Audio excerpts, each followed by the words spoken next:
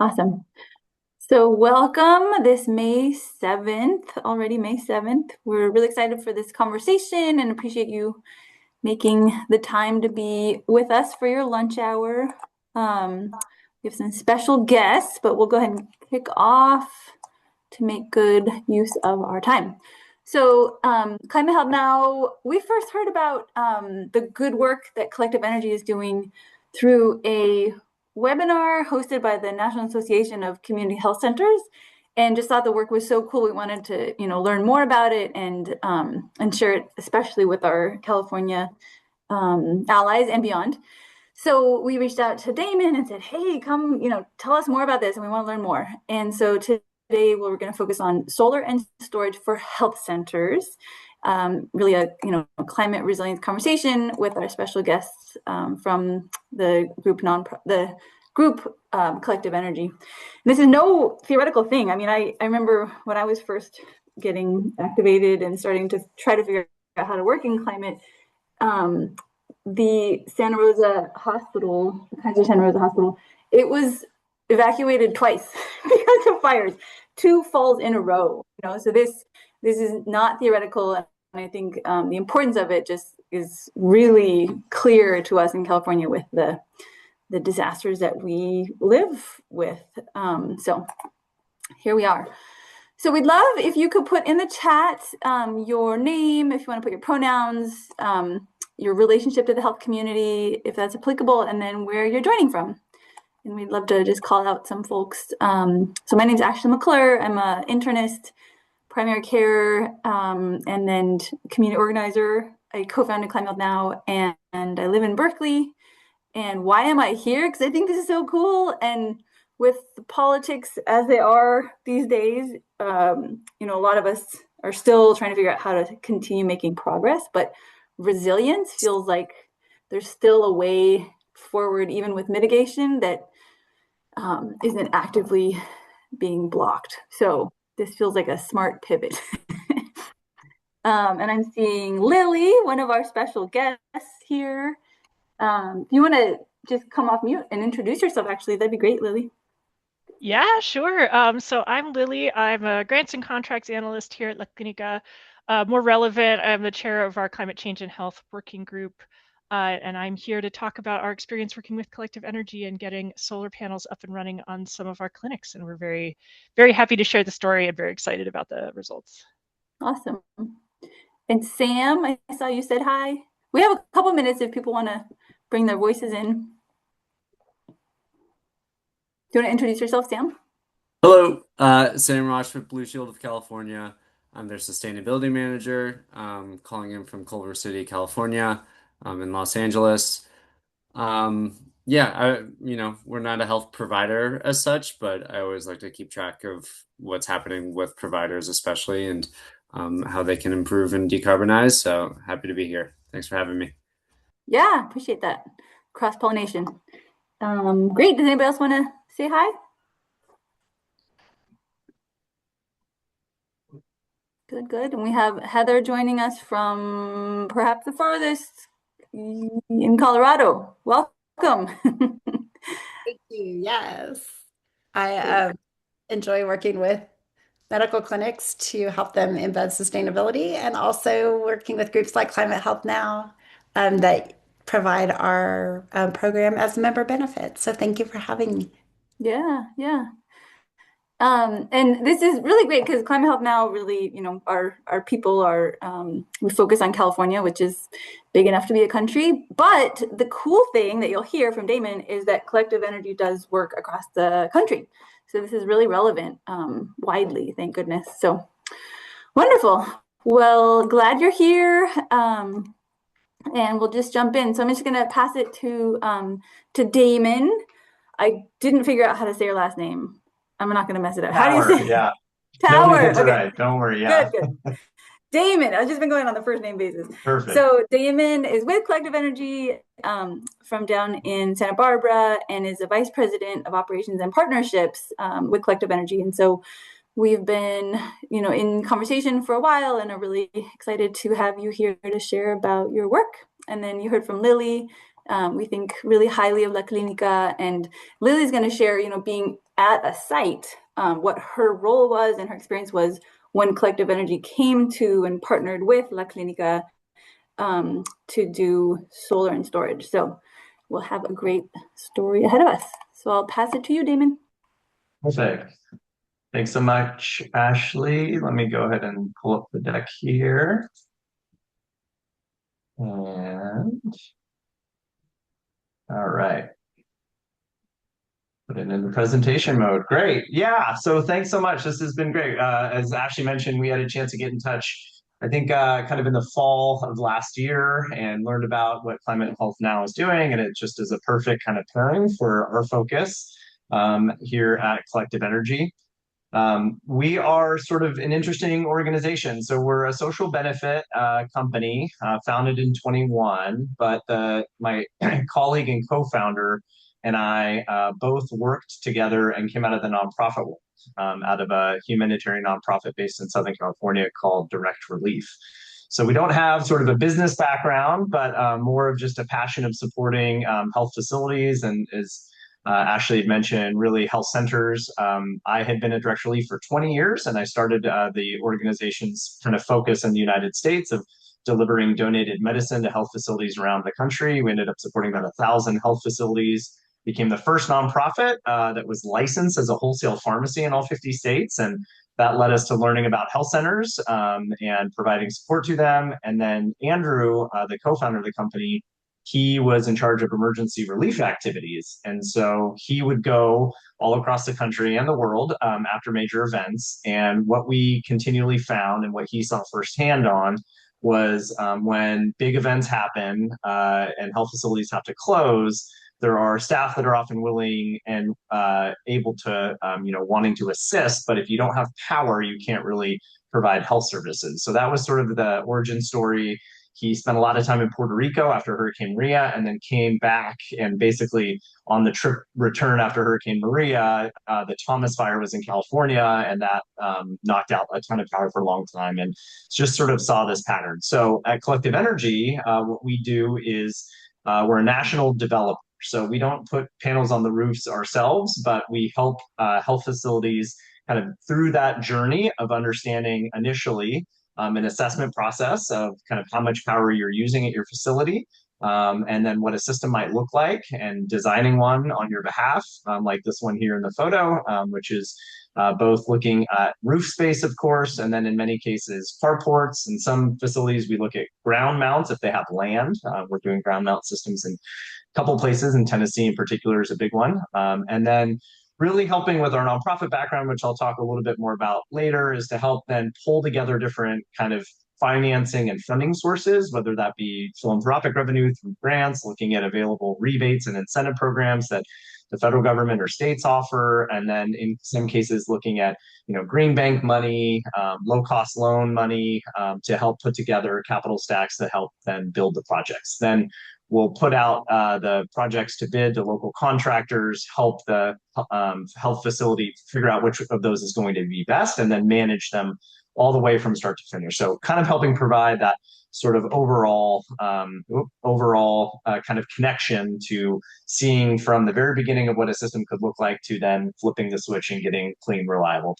So again, why we did this was really focusing on health facilities. We know that hospitals are required to have backup power, although most of that has been diesel generators, which are unreliable. They also pollute a lot. So we're trying to figure out solutions for health centers that don't fall under those same requirements, and now also for hospitals and other health facilities that are looking to either replace a diesel generator or in some case even augment a generator, where maybe that would be sort of the second line of backup power, and building batteries to work in tandem with those generators to provide more clean, beneficial power. And kind of really recognizing too is part of the company's focus is that often in many communities across the country that aren't familiar with how solar and battery systems work, but those are also in places where clinics and health centers are located, that there's sort of a tie-in to the most vulnerable folks, and really then leaning into areas where we can make a difference in some of those communities. So we try to think a little bit more broadly in our work and focusing on workforce development in our bidding process, looking at different types of nonprofit vendors. Like in California, there's a terrific installer called Grid Alternatives. They do some really great work and are really focused as a nonprofit on workforce development opportunities and helping to move folks towards electrification. I think also it's important to note here that the solar world is growing very, very quickly. There's a great journalist or author activist named Bill McKibben, and he has some really great stats that I wanted to run through. Just a couple that regarding what solar is doing. It is really doubling at an unprecedented pace. The first panels in the U.S., I guess, went up in 1954. It took until 2022, almost 70 years, to see a terawatt of solar power hit the planet. But after that, it was just 2 years later, and another terawatt came on, and now the third terawatt will be less than 2 years. So you can just see this real hockey stick curve. And in 2024, 92% of all electricity that was brought online around the world came from renewables, and in the U.S. It was 96%. And so for the first time in April of last year in 25, America was producing less than half of all of its electricity from fossil fuel. So there's really like a compelling, argument to be made that this is really the future. And many of you may already know this, but in states like Utah and actually Texas, they're even ahead of California in their adoption of solar. Utah just passed the first like backyard solar or balcony solar program, which allows people to put panels on their fences or in their backyard and plug it right in without a permit. And then actually Texas now leads California in the production of solar power. So this is not something that's unique just to California or more traditionally blue states. It's really happening across the country. So yeah, let's see. So I think I can now talk just a little bit about some of the work that we do. As Ashley mentioned, we've had a longstanding partnership with the National Association of Community Health Centers. They represent primary health care to about 30 million people across the country. And Lily will be able to kind of attest to this as a NAC member. Fantastic organization. We're sort of the developer of choice for all the health centers across the country and are broadening our work to include more health facilities. We have a great lending partner as part of that process too, who brings in low-cost capital for folks that are interested in taking a loan. And then I think this one's a little bit different too than many folks that are kind of doing what we're doing, which is again really trying to leverage philanthropic capital for the work. And that kind of effort looks like contacting these different foundations and getting them to support the programs that we're doing, whether that's direct grants to health facilities that need to kind of close the gap to make a project work, or lending money to us to help build projects so that we can finance them so health facilities don't have to put any money down and can kind of do a long-term lease. And then we're also working to kind of broaden our work. We had a great kind of announcement a couple of weeks ago with the National Academies of Medicine, Sciences, and Engineering, with developing 8 microgrids in the Gulf states over the next 5 years. So, and that was award money that is going to fund those projects. So constantly kind of out there trying to figure out who's interested in this space and how do we get more solar on health facilities. Yeah, so we have kind of a stats, charts here, looking a little bit about the work that we're doing. We are working across the country, or about 14 states right now. Projects in Puerto Rico to Hawaii to Colorado to Arizona, California, and then some work in the Gulf and the Southeast. And for those of you in California, there's kind of on the left, some examples of projects that we've worked on or have completed, and just to kind of give a little bit of a sense of that. On our website, and I know Ashley mentioned sharing this, we can provide a link to some videos and testimonials that we have from some of our projects, and some of them have been featured with HHS and DOE. which is really exciting. The one on the lower right, we're actually actively involved in a $57 million award to build 125 microgrids throughout the rural Southeast. That's been a really exciting project, a little bit bumpy with the way that the changes in the administration from Biden to Trump, but we're still active, which is really great. And it's really awesome too, because, obviously there's a very quick payoff time in states like California where power costs are really high. So there's a very compelling reason to do solar in high power cost states. But as many of you might know, in the Southeast, power is very, very affordable. So there's kind of less of a just return on investment interest. So it really involves looking more at resiliency and sort of a passion around, addressing the climate. So that's an exciting program that we're doing. And then you'll see La Clinica there, and then Lily will talk a little bit more about it as well. So this just gives kind of an overview for those of you that are interested in sort of seeing kind of how we work. Sometimes it is like a little nebulous, and I can talk a little bit more about this at the end, but basically these are the steps that we go through the process with you if you're interested in understanding what it looks like. Again, since we have that philanthropic money that comes into our company, most of that has been used to help cover pre-development costs, we refer to it as. So that means kind of the design work. So we have analysts that can actually model a design by looking at your power consumption and then come up and your roof and come up with something that gives you a general estimate of what that system might cost you, which is, we know, like kind of a primary driver for people in understanding, like, yes, I'm interested, but of course, how much is this going to cost? What will it do to my electricity bill? We can kind of go through that process with you, typically free of charge in most cases, to kind of give you a starting point to react to. This is changing. We're actually kind of at the very end, as you see with that July date, but there still are rebates available. Many of you may know this already, but under the Inflation Reduction Act, and then before that, the investment tax credit, there has been a 30% either rebate or incentive that's built into doing solar projects. It can actually be as high as 50%. We've had a couple of projects qualify for the 50% if they're in an energy community, and then you're using domestic content, which means products made in the U.S. This is now changing. It's going to be pretty hard to get the solar tax credit now because that will expire in July. However, the battery credits will remain. So if you are interested in looking at battery projects or even a solar project and a battery, the battery 30% rebate or tax credit will apply for the next 6 years. I think it's till 2032 is when that will expire, but we can walk through that with you.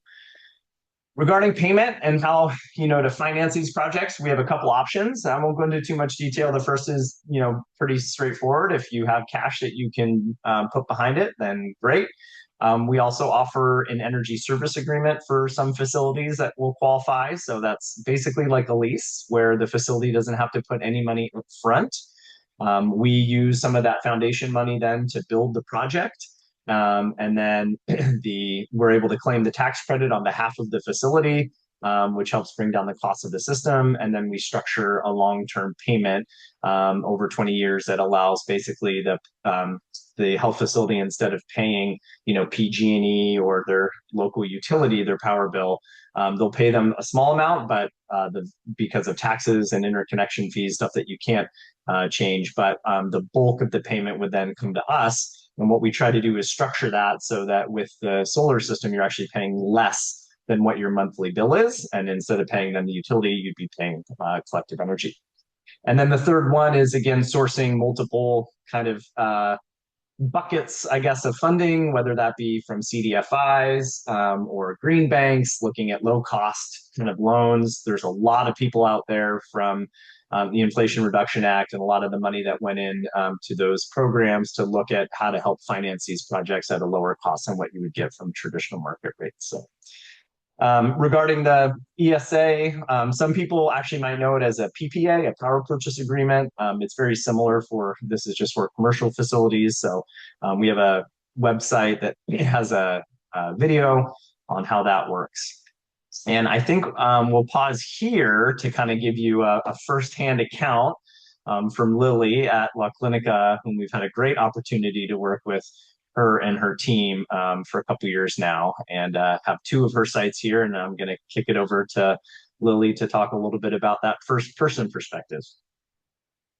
Yeah, thank you so much. And it's always a pleasure to get to talk about our solar panels. We're very happy about them. So just to tell the whole story, once upon a time back in 2020, the sky turned orange, and Whitney here actually emailed me and said we need to start talking about climate change. And that was it's kind of a fun full circle moment to be here now talking about this.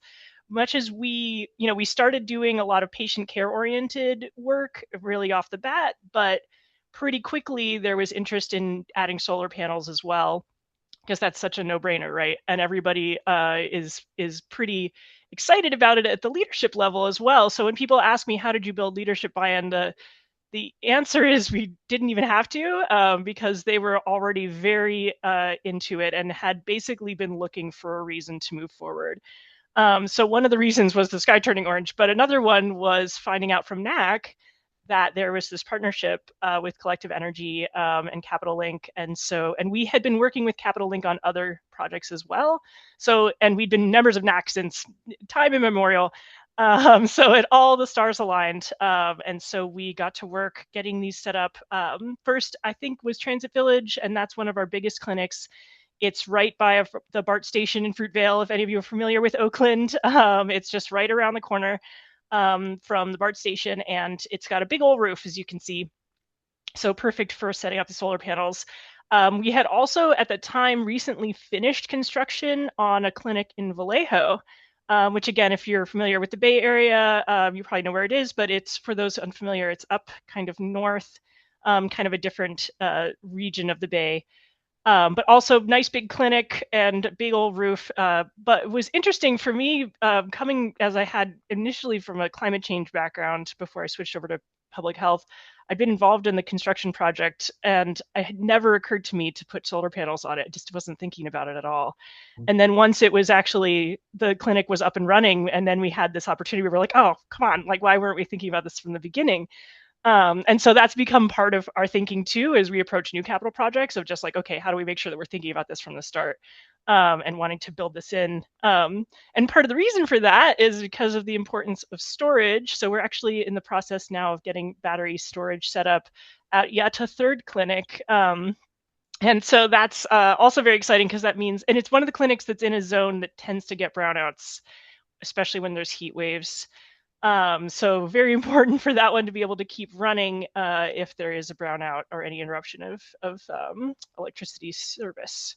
So very happy to get that one up and going. But yeah, and it was just, I gave a very last minute request to our facilities folks, and they gave me very back of the envelope calculations. But I will say, for Transit Village and for Vallejo, it's saving us about $2,000 to $3,000 a month, which adds up, of course, over the course of the year.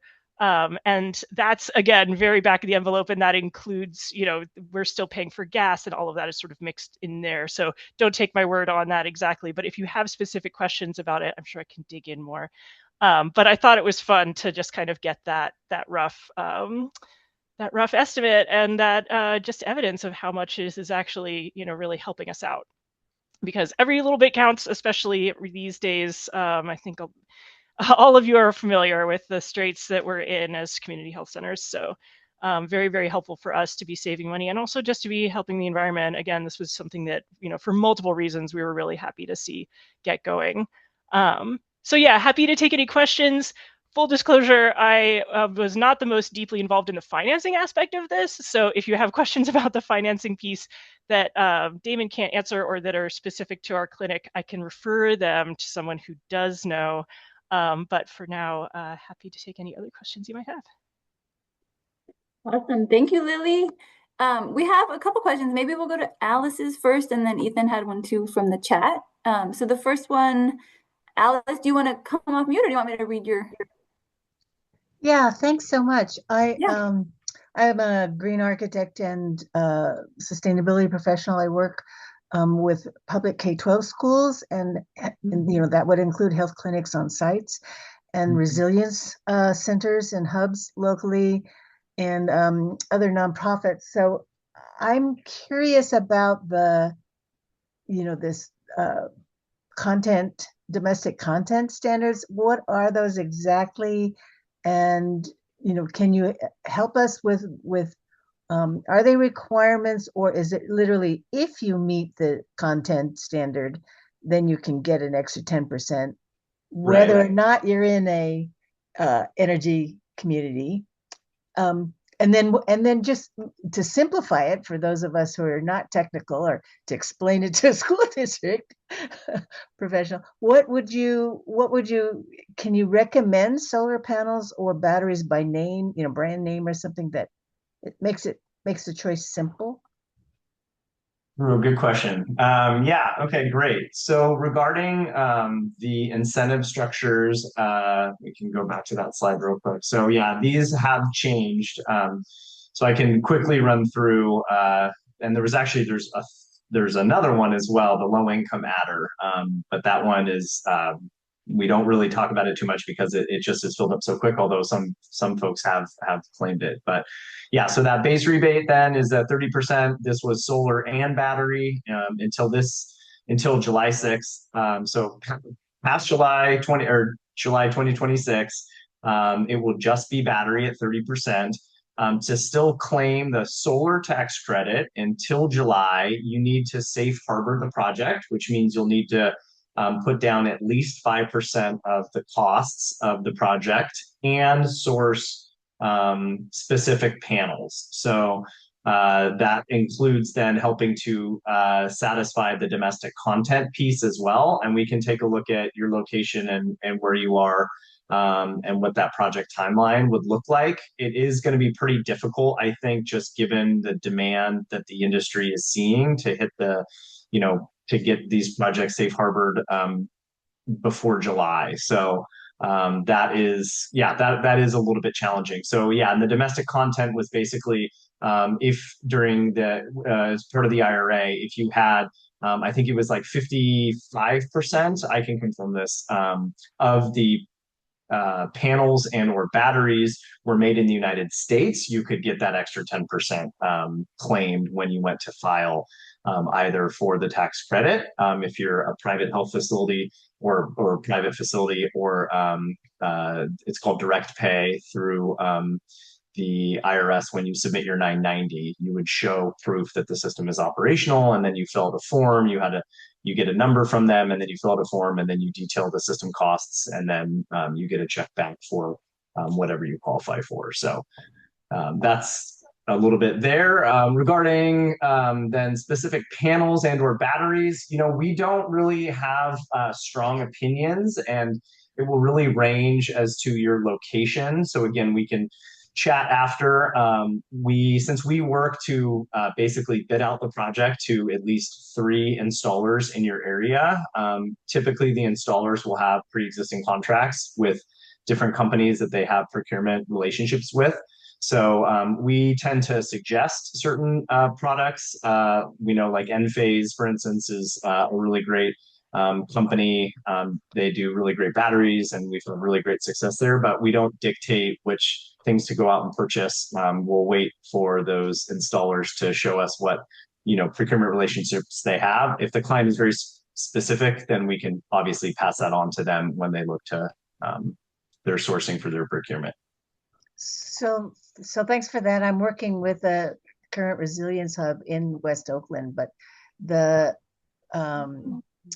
question is arising on the clarification of what constitutes 55% made in USA. If it's assembled or all of the sourced materials, it down to the individual, cells, and what is the definition of made in USA? Because a lot of these things are assembled, right? They buy their cells from elsewhere, but yeah, it's been kind of a constant point of contention. Effectively, what we have heard the guidance kind of be structured around to try to claim that is that the company will self-certify that the products are made in the United States, and they produce a letter on their letterhead stating that, and then the summation of the total cost of the project against the products that the company said are made in the United States. And that made in the United States is based on the declaration of that company saying it is made in the United States. So there's a little bit of, gray area there, whether they're assembling and then saying it's made, but it's really up to the company to certify that and then you to point to that. And then the audit trail would exist so that if down the line the federal government said, well, wait a minute, and they go to that company to understand that. So that's the guidance that we have has the projects put together, the domestic content information from companies who are certifying that their products are made in the US. That makes sense. Alice, we should talk. Okay, Ethan, did you want to ask your question about Idaho and inpatient? Yeah. I work in a large healthcare system that has a lot of outpatient clinics, but it seems to me like the resilience benefits are biggest if you're housing your solar on a hospital system that really needs to be able to operate 24/7. But we've had a lot of difficulty convincing people that because we can't provide all the power, we shouldn't do any of the power solar. I'm just wondering if you've done any work with inpatient facilities. And I didn't realize that the tax rebate was still going. I thought it expired on December 31st. Was that just for private homes? Yeah, that was for individual solar. Yep. And then the EV tax credits expired before that. Yeah. So and then to this question on resilience, the battery will maintain. So you'll still be eligible for a 30% either rebate or incentive for solar again for the next couple of years. Yeah, you're 100% right. We're working with one inpatient facility right now in Colorado to do a battery system. So we run into this a lot, this kind of what you're saying, where it's like, well, how much solar can we, use? And if it doesn't generate all, then it's not worth it. It's typically pretty hard, depending upon where the facility is located and then available roof space, to do 100% offsets. These are two great examples with La Clinica here. Health centers use less power, of course, than hospitals and patient facilities do. So we can definitely take a look. It's all available in the bills, which are great. And then we can run the numbers. The benefits of the batteries, of course, is that they're designed to be working every single day. So that's a big difference. A lot of, older generators, for instance, need to be tested every month. Parts break down. And then when major events happen, there's fuel that needs to be provided, maintenance, and that gets really constrained when there's high demand. So the batteries are, they can be costly, of course, but you can design them as big as you'd like to be able to provide another source of backup power. So it kind of depends on, again, every situation is unique, but we're happy to take a look at it and model something and give you sort of a general sense of what a battery could do as far as how much power it could provide for how long.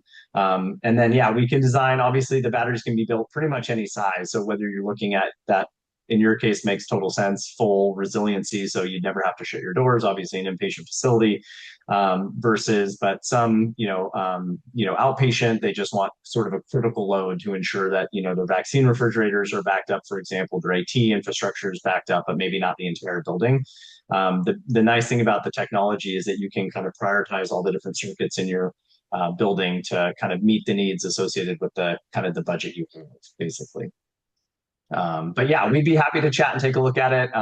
We are working on a battery only system now, again, for an inpatient hospital in Colorado. And it's really just trying to understand how much power you're using and, looking at the kind of accompanying battery size that you'd need to support it. Cool. Yeah. And just thinking about, big disasters, like really big ones, right? Getting gas is not going to be necessarily an easy thing. So I think in some ways the solar plus battery is more resilient for real challenging times. Yeah. And our disasters are wildfire smoke that makes the air really poor, and then you're running a diesel generator. And we had a terrible wildfire in Sun Valley, and they had to close a lot of the air exchangers because the air quality was so bad outside. If we're running a diesel generator, we're never going to be able to do that. And then it really makes it difficult to control heat and temperature and humidity. Yeah, I see an opportunity. Yep. So many opportunities. Yeah, there's such an irony. I mean, it's like humans can do so much better than diesel generators. So that's why we invited Damon. Does Yeah. anybody else have any questions for Lily? And then maybe we'll move to the next piece. Awesome. I guess, can I ask one question? You might not know, but the cost, like the business case for the solar project, Lily, versus the business case and benefits of solar plus battery, like is the cost savings hugely different? Or and maybe Damon, you could also speak to that. I'm just curious how that works. That part I don't know. Like I said, Okay. what I've got is just the raw numbers from our invoices from PG&E, just comparing before and after. So I can tell you that much, just the very high level. But in terms of the details, I'll leave it to Damon. I don't know if you have more to add. Yeah, sure. So again, it's going to depend upon where you are.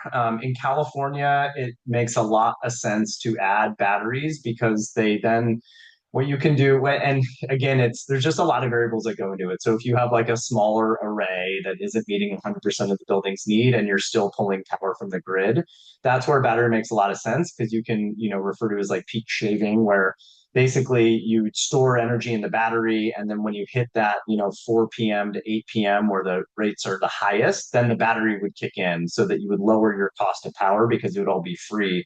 So use your sort of cheap power when you can, and then when the expensive power is needed, the battery kicks in and does that. So that's kind of how it works. And I think that's also the big thing, again, speaking a little bit more towards the California audience, is you may remember like NEM 1, 2, and 3, which was the way in which, when like you may have heard like 10 years ago, people put solar on their house and they were getting checks from the utility because they're generating solar. What's happened now is that's not the case because there's a huge amount of solar production during the day when the sun is out.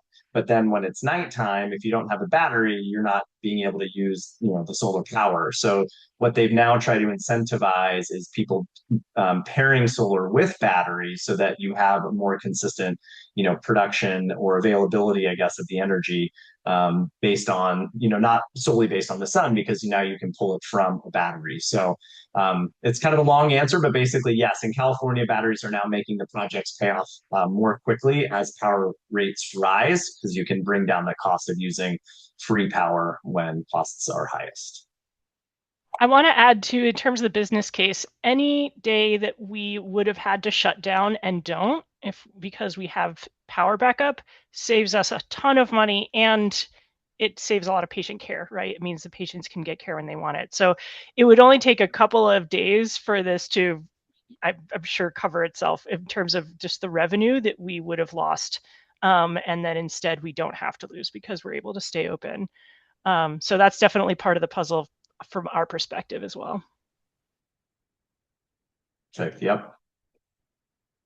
Well, great. I just have a couple more slides then, Ashley. I think I can kind of run through. I'll kind of close with this, but again, just because all projects are a little bit different based on what your building looks like, where it's located, how much power you use, we have a simple form that I can put a link in at the end. And if you're interested, we can chat. But this is kind of how it works. So you saw the other slide. So this is kind of an example. So we will model the building. There's like a helioscope project or process that we run through that looks at where the sun is shining over the course of the day, how many panels we can put on the roof, being mindful of any obstructions that are already there. We can take a look at what your parking lots look like. These are canopy structures. So we know parking is at a premium, particularly for health facilities. So they don't take up parking spaces and they provide shade and then coverage from snow and rain as well. They're basically steel structures that then we can put panels on top of. And then those would all kind of help feed a battery. And then those batteries can be sized for full resiliency of the building or 8 hours. So the goal of full resiliency is that there's enough panels to generate power to the battery that then when the sun goes down, so if the sun is up, the panels are feeding power into the facility. When the sun goes down, the battery seamlessly kicks over and continues to provide power to the building, and then the sun is back up and it just continues that process. So looking at the different sizes of arrays and then batteries, and then ultimately then getting you costs. So here's some of the examples of other, we've kind of chatted about this a little bit, but this is that time of use arbitrage or peak shaving, looking at how the battery is beneficial. And I should have said Lily's comment is spot on too. Obviously, if you suffer from like a 4-hour closure and you have all these billable patients that you were hoping to, treat and then get money for, that goes away. And typically insurance won't cover that because they think that those patients can just be rebooked at a later date. But if you have that many patients that need to be rebooked, the likelihood that's all going to work out perfectly is pretty difficult. So it's often viewed as a loss. And then we have a lot of horror stories of losses of vaccines and other refrigerated medicines that aren't reimbursable as well. A facility we're working with, we built a system for in New Orleans, lost $250,000 of vaccine during a 2-day power outage and just was sort of out of luck and had to replace all of those. So we've done some work on this. Again, this is a little bit more focused with outpatient primary care health center facilities, but looking at losses of up to $50,000 or $45,000 a day. Even an hour can lose close to $9,000. And so this is coming from a survey of folks that had lost power. We did this in the Southeast after a bunch of hurricanes to kind of help people understand it, because when you talk about avoided losses, it's kind of a weird concept. It's like, oh, well, I don't think that'll ever happen. But what if it did? It's like, oh, I'm not sure what that even was. So kind of trying to figure out a way to run those numbers, because, it's becoming more and more common as electrification increases. Everybody has read about AI and data centers and the demand on the grid. So that's why they're trying to incentivize bringing more sources of power on, because there's just more instability with the grid generally. This audience, obviously it kind of depends on your audience. If it's a facilities person or somebody who's very passionate about making the world a better place, we have a lot of great data that shows that these systems do just that. In this system, this mock system that we're showing here, it's equivalent to planting 6,000 trees every single year that system is functioning, because you're getting the power for free from the sun. Reducing 378,000 miles of the equivalent of carbon that's in the air that would be produced by those vehicles. So big environmental impacts as well. Wait, so Damon, basically, yeah, that was one system? Yeah, this is one system. This is just a big system. And their annual impacts. Yeah, it's really incredible how much power the impact it has. So this is why we need your bills, because what we'll do is we'll graph it over the course of the year, and then we can use the helioscope modeling technology to look at, this is the sun's production. So obviously in the winter months it's low, in the summer months it's high. So in this mock scenario here, you can see this is usage over time. So generally we see spikes here due to air conditioning and then heating, right? So you kind of get these. And so in this case, the system is underproducing what it needs right here, but overproducing here. That's why a battery is really important. And then it gives you a sense, this is a California-based example, so they're paying 36 cents. Their electric bill is $76,000 a year. And then when you put solar on, you're reducing that all the way down to 20,000. So similar to what kind of, this is a bigger example, but what Lily was saying, where they're seeing, thousands of dollars in reduction a year, which then if you look at that over 25 years, it turns out to be a pretty big number.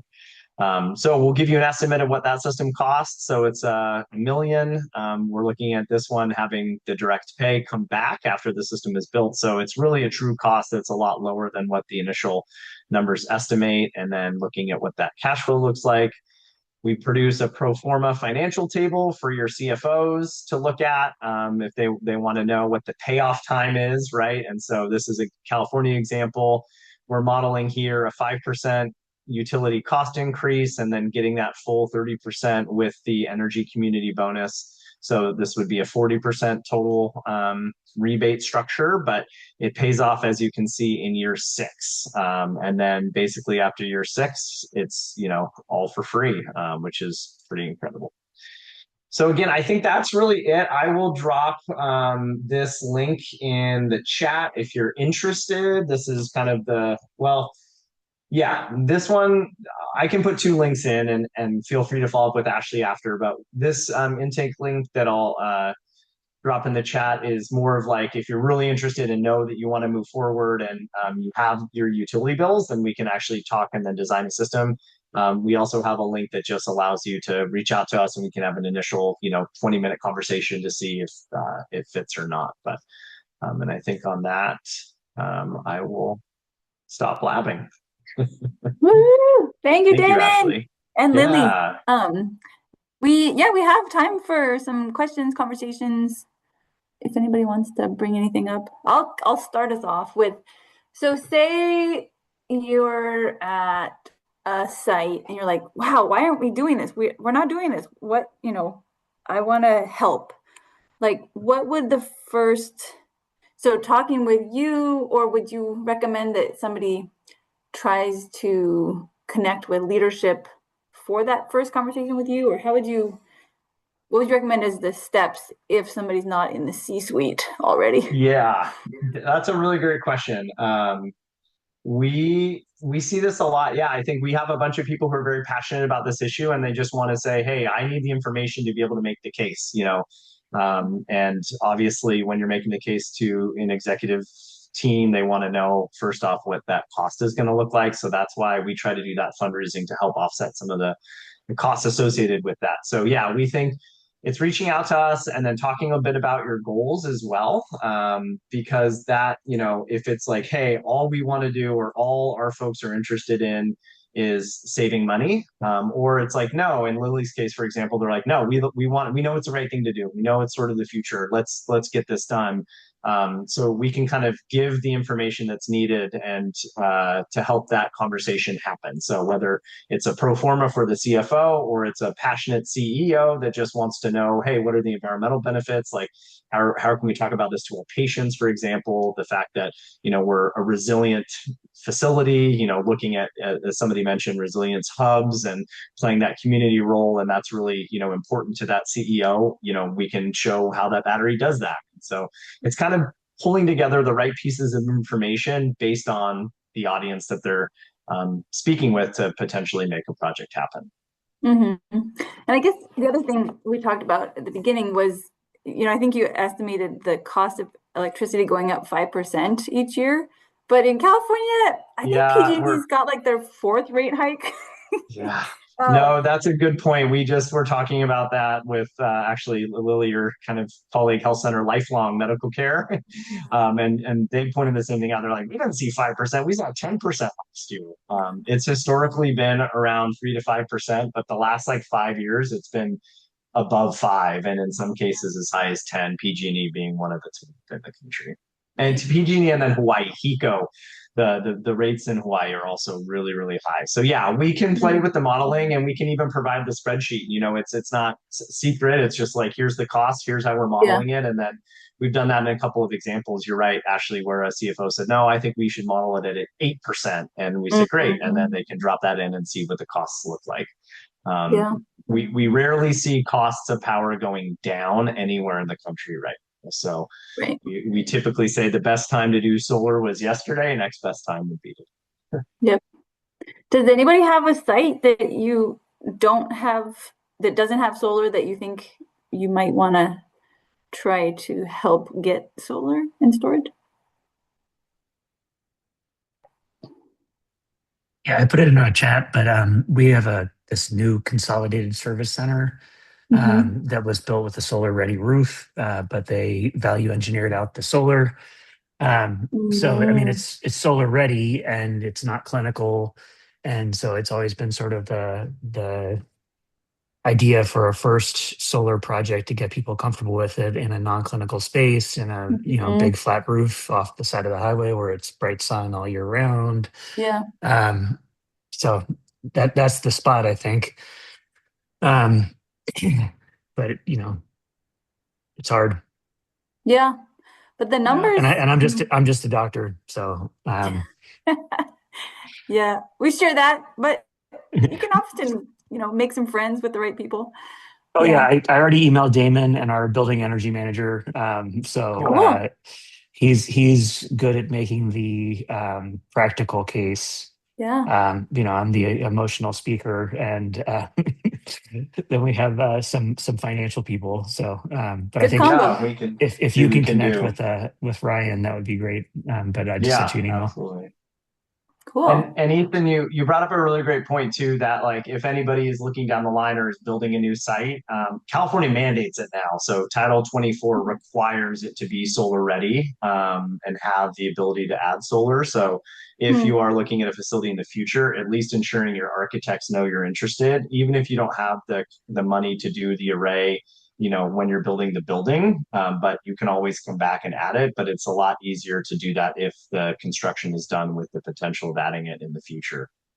Yeah. Getting And I that. want to add one thing to that, which is the storage is probably the bigger piece of the design need, because you need a footprint where it's going to be safe. So you can't sort of add it on in a shed or something like that. Especially around here, we want to make sure everything's very much kept inside the four walls.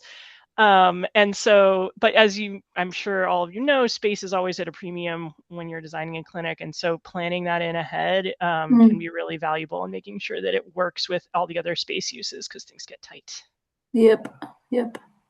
Great point. Bill or Steph or Michael, anybody else have sites that you have in mind that might consider this? Or Michelle, I don't know if you guys have solar and storage. I have a question for Damon about some of the clinics I work with, they lease space in multi-tenant buildings, and the clinics Yeah. themselves would love to do solar. But of course, they kind of run into this pushback from maybe the building management. Do you guys have any ideas about that? The best solution we've come up with so far is the virtual power plant agreement, but I don't, Oh, that's not exactly the same as them having their own solar like oh, microgrid, right. for example. Yeah. Yeah, great point. I didn't mention that. So yeah, typically, obviously easiest if you own the building. We have done projects where the buildings are leased, and we've done multi-unit buildings also, where they're, it's a lot of it is like, how well do you know your landlord? What type of relationship do you have? Because obviously they may allow it, but then you're exposed because you're putting the cost of putting the system in. You're going to get the benefits because typically the meters are going to be separate, for your own use. But you'd want to look at if you have a 10-year plus lease and you have a great landlord and you've had a really great history, then it is something that we've had folks decide to go forward and do. We have seen it the other way though too, where they're very passionate and then the landlord says there's no chance. So yeah, I think it's relationship with the landlord, and then also how long that lease is, because it is a long-term investment that you're going to be making. We're working with a facility in Hawaii who has to get approval from an HOA as part of their work, and actually the HOA was very supportive to helping do it. So that one worked out, but we've had many that have not. Yeah, that's a good point. Anybody else have any questions or ideas? I have a question. So our power company is relatively resistant to people doing rooftop solar, and has reduced incentives and payback for solar that you generate and send to the grid. Um, and one thing that they say is that it's not reliable for homeowners, so they can't, be able to account for all that energy coming, because you might not clean your panels, or you might not be as productive as you say you're going to be. Right. It seems to me like if that's the hang up, then why doesn't the solar company just cover the city in solar, and manage it themselves? Have you partnered with any solar or with any power companies or energy companies? We haven't done any, not directly with utilities, but that's how that energy service agreement works, is where we'll build it. And then basically what we have to do is model what that production will look like. And you're 100% right. That's sort of the best case scenario of how much power we think we can produce from that array. But if there's a big wildfire and a bunch of ash settles on the panels, or a bunch of snow, or they're not cleaned, then you'll see lower production. So I understand the utilities argument. Obviously, it's always going to be in the owner's benefit to keep those panels maintained. It's part of every project we do, both for the ones that we own and the ones that we develop on behalf of folks we're working with, is ensure there's a good operations and maintenance contract that is handed off to a well-known, reputable local company. And so that generally is pretty straightforward. They're up typically no more than twice a year cleaning the panels. If there's a big event like a wildfire, as you mentioned in Idaho, you'd want to get up there sooner rather than later to make sure that those panels are producing what they should be. But the panels are warranted to produce up to 80, or sorry, they're warranted for up to 20 years. And after 20 years, they're still often functioning at least 80% of the original design. So they've been around for so long that there's a lot of, they're very robust and simple kind of structures. And so as long as they're maintained, you should be getting the production that you're estimated in getting. No. Oh, well, maybe we'll wrap it up with that. But a really big thank you both to Damon and Lily for sharing. If you'll want to jump off, you're welcome to, but we just wanted to finish with a couple of things coming up with Climate Health Now. In the same spirit, and I guess my last question, Damon, do you all work with non-health centers? Like yeah, we have a couple centers, hospitals, and we've done a couple smaller projects with just general nonprofits. So like botanic gardens, food pantries, we're doing a church, a couple of others as well, but not too much in the private space, but a lot of nonprofits. Okay, awesome. I can see those values shining through. So let's see, in 2 weeks, we're having a new member welcome. So if you recently joined CHN, or if you're like, I'm ready to learn more, we would love for you to join that. That'll be another Thursday from 12:30 to 1:30. And then in next month, we're gonna speak, this is a very, continuing on the theme of power. The city of San Francisco is already an electricity provider to public buildings, but they are trying to buy their grid from PG&E to municipalize the grid in San Francisco. This is not a commonly done thing, but if anybody can do it, it's probably San Francisco. So we're going to learn about that campaign, which I think is really compelling. Going from an investor-owned utility back to a public municipal power grid. So we're going to try to figure out how to help them win.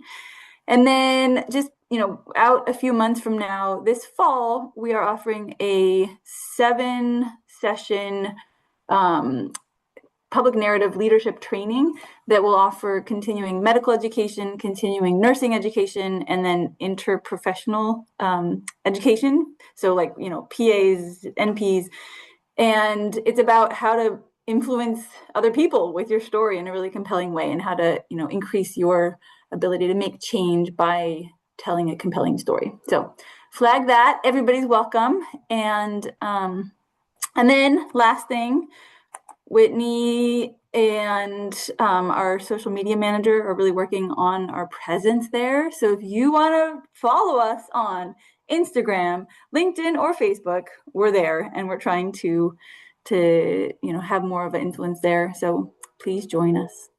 And that is a wrap. Well, and finally, Ashley, Bill reminded us in the chat that we will be at Sacramento Climate Week next Tuesday. There's the link in the chat to register. Learning about kind of the climate, air quality, health connection, understanding the issue, and then taking some action together. So thank you, Bill, for that one. Great point. Awesome. Well, please, reach out to Damon, reach out to us if you want to, try to bring solar and storage to your facility. We'd love to help with that. It'd be really cool to learn together. So thanks for joining. Thank you, everybody. Bye. Thank you.